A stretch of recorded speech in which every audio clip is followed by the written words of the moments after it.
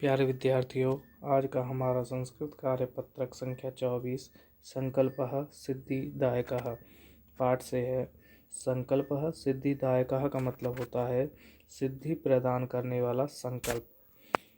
पार्वती शिवम पति रूपेण एवांछत। पार्वती शिव को पति रूप में एवांछत चाहती थी। एतदर्थम इसलिए सा वह तपस्याम कर्तुम इच्छत तपस्या करना चाहती थी। सा उसने स्वकीय मनोरथम अपने मनोरथ को मन की इच्छा को मातृ निवेदित माता को निवेदन किया। तत्श्रुत्वा उसे सुन करके माता मैना चिंताकुला अभवत उसकी माता मैना व्याकुल हो गई। मैना कहती है वत्से पुत्री मनीषिता देवता गृहे विशन्ति। मन की इच्छा मनीषिता देवता गृह एव सन्ति। यदि मनीषित हैं अर्थात मन में यह इच्छा बना ली है तो देवता गृह एव सन्ति घर में ही हैं। तपः कठिनम भवति तपस्या कठिन होती है। तब शरीरम तुम्हारा शरीर सुकोमलम वर्तते कोमल है। गृह एव वस घर में ही रहो। अत्रैव यहीं तब अभिलाषा तुम्हारी मन की अभिलाषा इच्छा सफला भविष्यति सफल होगी। यहीं तुम्हारी मन की इच्छा सफल होगी। पार्वती अम्ब माता तादृशाभिलाषा वैसी अभिलाषा तो तपस्या ए पूर्णा भविष्यति तपस्या से ही पूर्ण होगी। अन्यथा तादृशम पति कथम प्राप्स्यामि अन्यथा तादृशम वैसा पति कैसे प्राप्त करूँगी। अहम मैं तपा एव चरिष्यामि तपस्या ही करूँगी। इति मम संकल्प है ये इस प्रकार मेरा संकल्प है। मैना कहती है पुत्री त्वमेव मे जीवन अभिलाषा। पुत्री त्वमेव तुम ही मेरी जीवन अभिलाषा हो। तुम ही मेरी जीवन अभिलाषा हो। पार्वती कहती है सत्यम सही है। परंतु मम मनः मेरा मन लक्ष्य प्राप्तुम आकुलितम वर्तते। मेरा मन लक्ष्य प्राप्त करने के लिए आकुलितम व्याकुल वर्तते है। मेरा मन लक्ष्य प्राप्त करने के लिए व्याकुल है। सिद्धि प्राप्त करके पुनः फिर तवेव शरणम आगमिष्यामि तुम्हारी शरण में आगमिष्यामि आ जाऊंगी। अद्येव आज ही विजया साकम विजया के साथ गौरी शिखरम गौरी पर्वत की चोटी पर गच्छामि जाती हूँ। ततः पार्वती निष्क्रामति ततः फिर पार्वती निष्क्राम्यति निकल जाती है। पार्वती मनसा वचसा कर्मणा च तपः एव तपति स्मः। पार्वती मन से वचन से कर्म से तपा एव तपति स्मः तपस्या में और तपस्या करती थी। कदाचित कभी रात्रि में स्थंडिले जमीन पर कदाचित च और कभी शिलायाम पत्थरों पर स्वपीति स्मः सोती थी। कभी रात्रि में जमीन पर और कभी शिलाओं पर पत्थरों पर सोती थी। एकदा विजया अवदत एक बार विजया बोली। विजया कहती है सखी मित्र तपा प्रभावात तपस्या के प्रभाव से हिंसक पशु भी तब तुम्हारे सखाया जाता है मित्र बन गए हैं। तपस्या के प्रभाव से हिंसक पशु भी तुम्हारे मित्र बन गए हैं। पंच अग्निव्रतम अपि त्वम अतपः। पंचाग्निव्रत का मतलब है चारों तरफ अग्नि जला करके सूर्य की गर्मी में बैठ करके तपस्या करना उसको कहते हैं पंचाग्नि व्रत। पंचाग्नि व्रत भी तुमको तपाया अर्थात पंचाग्नि व्रत में तुमने अपने आप को तपाया। पुनरपि फिर भी तब अभिलाषा तुम्हारे मन की इच्छा न पूर्णावत पूरी नहीं हुई। पार्वती कहती है अहि विजये किम न जानासि क्या तुम नहीं जानती हो। मनस्वी कदापि धैर्य न परित्यजति। मनस्वी जो व्यक्ति होते हैं वे कभी भी धैर्य को नहीं त्यागते हैं। मनस्वी व्यक्ति कभी भी धैर्य को नहीं त्यागते हैं। अपि च और मनोरथ नाम अगति नास्ति मनोरथ की, जो मन की इच्छा है वह गतिहीन नहीं होती है, अर्थात वह सिद्ध ही होती है। मनोरथ हमेशा पूर्ण ही होते हैं यदि उसको दृढ़ संकल्प के साथ किया जाए।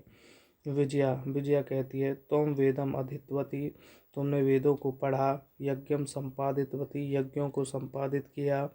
तपः कारणात जगति, ये प्रसिद्धि, तपस्या के कारण से जगति संसार में तब तुम्हारी प्रसिद्धि हुई। तपस्या के कारण से संसार में तुम्हारी प्रसिद्धि हुई। अपर्णा इति नामना अपि त्वं प्रतिथा, तो अपर्णा के नाम से तुम प्रतिथा, तुम्हारी प्रसिद्धि हुई, तुम्हारा प्रसार हुआ। पुनरपि, फिर भी, तपसः, तपस्या का फलम न दृश्यते, फल नहीं देखा जाता है, फिर भी तपस्या का फल दिखाई नहीं दे रहा है। पार्वती पार्वती कहती है, अयि आतुर हृदय, अरे आतुर हृदय वाली, कथम तुम चिंतित, तुम कैसे जान समझ रही हो। नेपथ्य नेपथ्य कहते हैं पर्दे के पीछे से। अयि भो, अरे ओ वटु आते हैं तो कहते हैं, अहम आश्रम वटु, मैं आश्रम का तपस्वी हूँ। जलम वांछामि, पानी चाहता हूँ। स संभ्रमम, हैरानी के साथ। विजया पश्य को अपि वटु आगतो अस्ति, पश्य देखो, कोई वटु सन्यासी आगतो अस्ति आ गया है, देखो कोई सन्यासी आ गया है। विजया झटिति अगच्छत, विजया झटिति कहते हैं तुरंत, अगच्छत गई। सहसा एव अचानक वटु रूपधारी शिव तत्प्राविशत, वटु रूप में यानी तपस्वी के रूप में शिव वहाँ प्रवेश किए। इसके बाद अब हम इसके अभ्यास कार्य करेंगे। तो पहला है हमारा उदाहरणम अनुसृत्य रिक्स्थानानि पूरयत, क्योंकि जो हमारा ये पाठ है ये हमारा लंग लकार यानी भूतकाल में है, तो उसके रूप लिखे हुए हैं ये हमारे एक वचनम, द्विवचन और बहुवचनम, ये 3 वचन होते हैं संस्कृत में। वसति समः, जैसे हम लट लकार में वसती वसतः वसंती पढ़ते हैं, ऐसे ही हमें पूज्यति का पूज्यतः,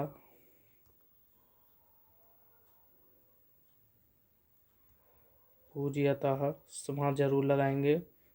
और ऐसे पूजयंती समः, समः शब्द के पीछे ये ऐसे ही लगता रहेगा। उसके बाद यहाँ पे रक्षतः लिखा हुआ है तो यहाँ पे क्या आ जाएगा, रक्षति,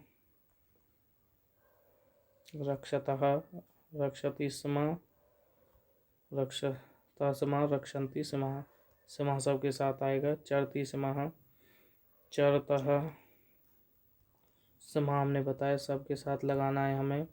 उसके बाद चरंती, उसके बाद ऐसे ही कुर्वन्ति स्म है, क्री धातु से है तो यहाँ पे आएगा करोति स्म। उसके बाद कुरुतः स्म,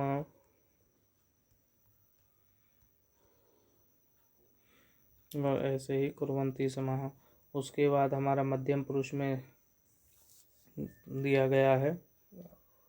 अब मध्यम पुरुष में अब हमारा क्या है, पुरुष दे रखे हैं, प्रथम पुरुष, मध्यम पुरुष, उत्तम पुरुष, प्रथम पुरुष, मध्यम पुरुष और उत्तम पुरुष। एक वचनम, द्विवचन और बहुवचनम। लंग लकार के रूप जानेंगे तो अकथयत, अकथयताम, अकथयन। तो इसका प्रथम पुरुष में अपूज्यताम का क्या बनेगा, अपूज्यत।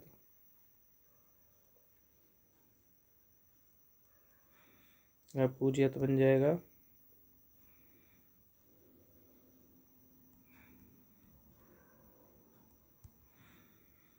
अपूज्यताम, अपूजन, अरक्षत, अरक्षताम हो जाएगा।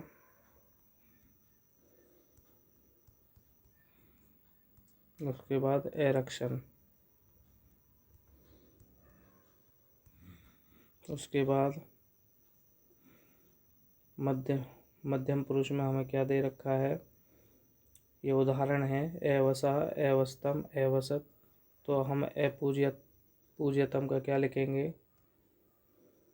अपूज्य, उसके बाद अपूज्यतम है, यहाँ पे आ जाएगा अपूज्यत। अपूज्यत। उसके बाद अगला है हमारा यहाँ पे अरचित। अरचित लिखा हुआ है तो इसका क्या आ जाएगा, अरचिया है। उसके बाद द्विवचन में आ जाएगा अरचितम। उसके बाद अरचियत। उसके बाद उत्तम पुरुष में एक वचन, द्विवचन, बहुवचन में जैसे हमें उदाहरण करके लिखा हुआ है अपठत, अपठता, अपठाव, अपठाम। और उत्तम पुरुष में लिखा हुआ है अलिखम, तो ऐसे ही इसका क्या आ जाएगा अलिखाव द्विवचन में। और बहुवचन में क्या आ जाएगा अलिखाम।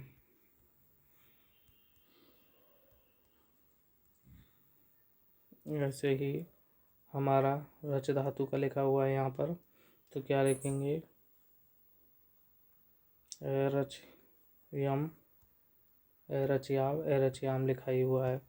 अब तपा प्रभावात के सखाया जाता, तपस्या के प्रभाव से कौन मित्र हो गए हैं, तो उसके लिए हमने पढ़ा था हिंसक जो पशु हैं, हिंस्र पशु, हिंसक जो पशु हैं वो भी क्या हो गए हैं, मित्र हो गए हैं। पार्वती के हिंसक पशु भी क्या हो गए हैं, मित्र बन गए हैं। हिंस्र पस्वाहा, इस तरह से लिखेंगे। पार्वती तपस्यार्थम कुत्र गच्छत, पार्वती तपस्या के लिए कहाँ गई, तो क्या लिखेंगे पार्वती तपस्यार्थम गौरी शिखरम, गौरी पर्वत के शिखर पर, शिखरम गौरी सही से लिखना है।